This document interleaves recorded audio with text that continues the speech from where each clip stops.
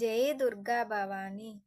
దుర్గా అనే పదానికి చొరచైక్యము కానిదని అర్థము. తెలుసుకొనుటకు దుర్లభం అని కూడా అర్థము. సమస్త దేవతల శక్తుల నుండి ఈమె ఉద్భవించడంచే సమస్త దేవతల సారం కావడం వల్ల ఈమె దుర్లభమే. కానీ భక్తితో ఆరాధించే వారికి ఈమె సులభమే. దయామూర్తి కూడా.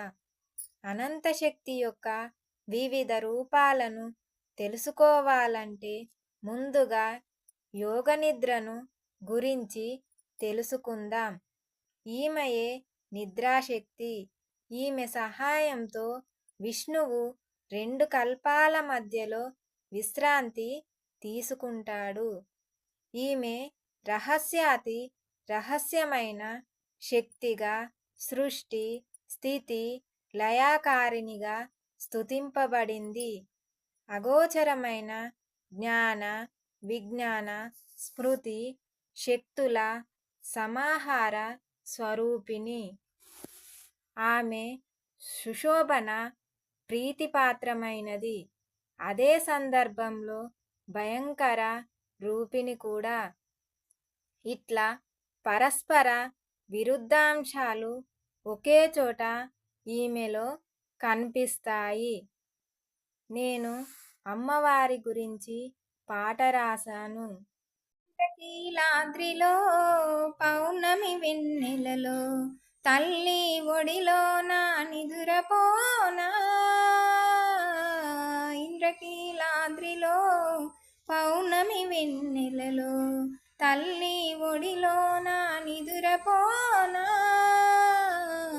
ఇంద్రకీలాద్రిలో పౌర్ణమి వెన్నెలలో నిండు మనసు నీడలో నిదురపోయి కైలాసము చూసినట్లు కలలుగాంచి.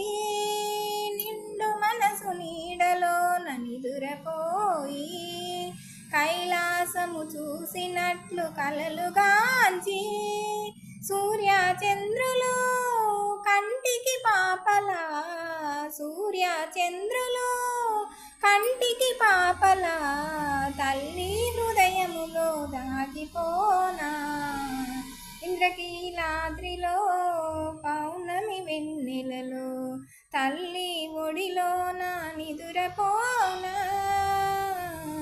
హృదయమంత గోదావరిలో పొంగెను తల్లి దీవెనలే నాకు అందెను.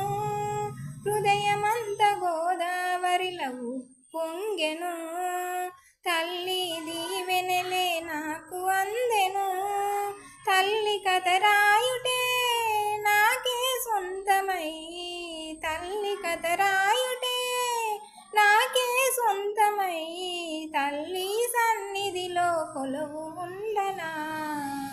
ఇంద్రకీలాద్రిలో పౌర్ణమి వెన్నెలలో తల్లి ఒడిలో నా నిదురపోనా. పదము పదము కలిసిపోయి పాట అయ్యను, పద్మగణం గలము అయి నాట్యమాడే. పదము పదము కలిసిపోయి పాట అయ్యను, పద్మగణం గలము అయి నాట్యమాడే.